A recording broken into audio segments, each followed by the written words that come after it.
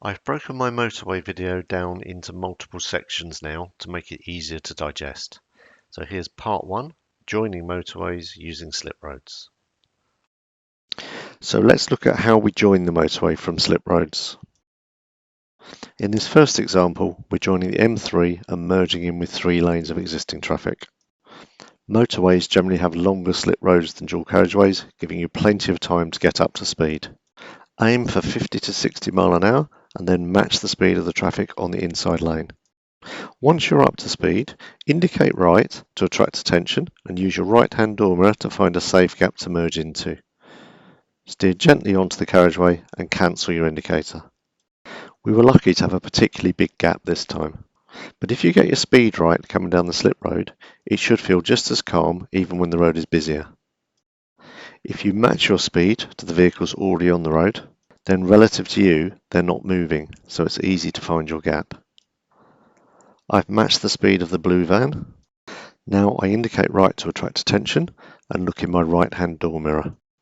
Notice the lorry that I've circled in black and notice my speed is 62 miles an hour as I've highlighted in yellow. Lorries are limited to 60 miles an hour on a motorway, so because I'm going faster than the lorry, the gap between the blue van and the lorry should get bigger, making it safe for me to join. So now I've found my safe gap, I'll maintain a steady speed and continue to the end of the slip road. I'm not going to stare in my mirror, I need to look ahead to steer a straight path and stay in my lane. But I will glance in my mirror again to make sure that the lorry hasn't got bigger, which would indicate he's gaining on me, making the gap smaller. But if the lorry is the same size next time I look or smaller, then I know the gap is safe. The other things I need to check before I commit to join are that no one's moving from lane 2 or lane 3 into lane 1 into the gap I'm planning to join into, which I can check in the right-hand door mirror, and that no one's right beside me, which I check by a quick glance out of the driver's door window. So let's restart the video and see how this works.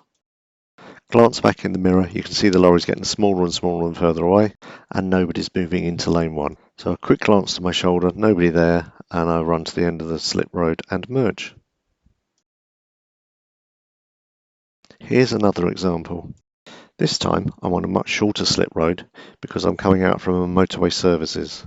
This means I haven't been able to build up as much speed as I would like, and in fact I'm only doing 37 mile an hour as highlighted in yellow on the bottom of the screen. The traffic on the motorway is travelling faster, around 60 mile an hour. So the silver car I can see in my mirror will overtake me and be in front of me by the time I reach the end of the slip road. So I need to be looking for a gap behind this silver car so that I'm trying to join just behind the silver car. So let's restart the video and see how we do it.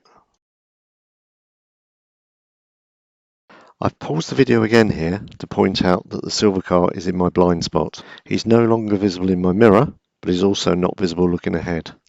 If this was the first time I'd looked in my mirror on the slip road, I'd think there's a safe gap and I wouldn't realise the silver car was beside me, which is why the quick check out of the driver's door window into that blind spot is so vital before you join a motorway. Let's restart the video. Silver car's now visible ahead of me, there's a large gap in lane 1 behind it and nobody is changing lanes. So I continue increasing speed to the end of the slip lane and merge into lane 1. That was a slightly trickier one, but still nice and calm. Once I'd spotted my gap behind the silver car, I continued to accelerate down the slip road, trying to meet the gap. And as I joined, I was up to 53 mile an hour.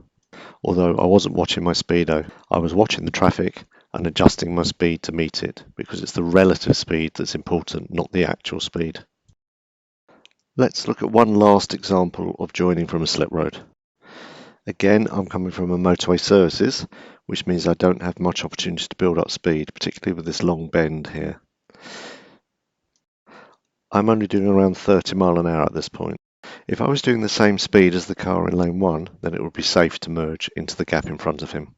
But he's clearly going faster than me, he's gaining on me, so this gap is going to disappear.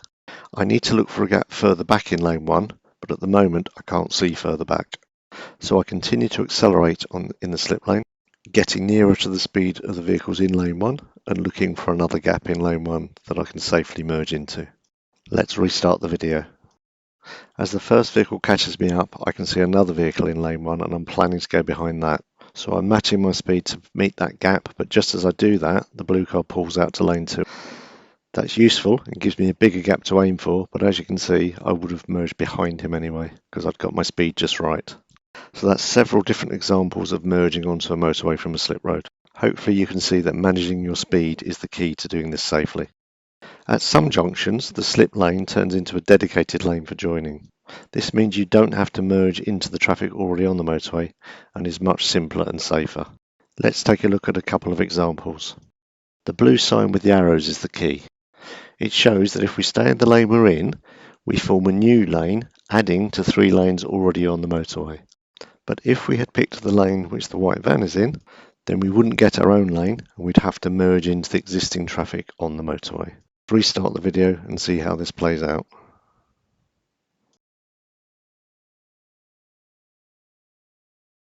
Notice that the white van and the other vehicles ahead of it in the same lane have to find a safe gap to merge into the traffic already on the motorway. Notice also they're having to cross a dotted white line as they join, indicating that they don't have priority. Notice again the blue sign with the white arrows. It shows 3 lanes of traffic already on the motorway and the lane we're in joining to form a new lane, not crossing a dotted line and not having to merge in with the existing traffic.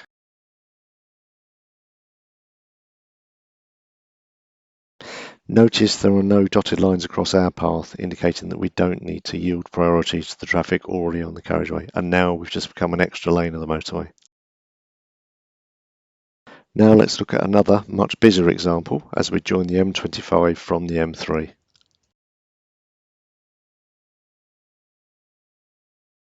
Again, the blue sign with the white arrows is the key to what's going on here.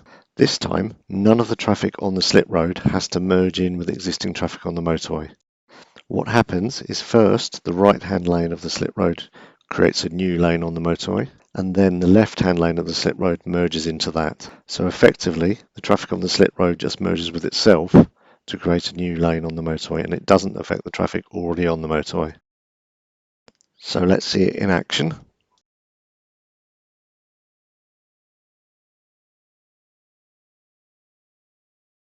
First, the right-hand lane of the slip road forms a new lane on the motorway, adding to the 3 lanes which were already there before this junction.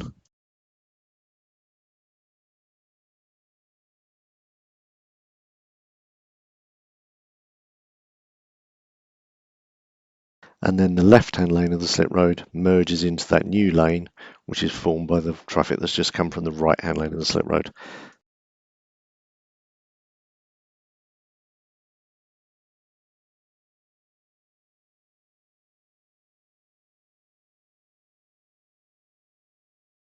When there are dedicated lanes on a slip road, choosing the right lane can give you a much safer and easier path onto the motorway. It's vital that you understand these lane signs before you get on the motorway, so study the highway code and look for examples on the internet before you go on the motorway. Because you need to know whether you've got to find a safe gap to merge into or whether the lane that you're in creates that safe opportunity for you anyway. Thank you for watching. If you found the video useful, please like, comment and subscribe. Part 2 of this series will cover driving safely on the motorway, including lanes, overtaking, dealing with breakdowns and smart motorways. Thanks for watching.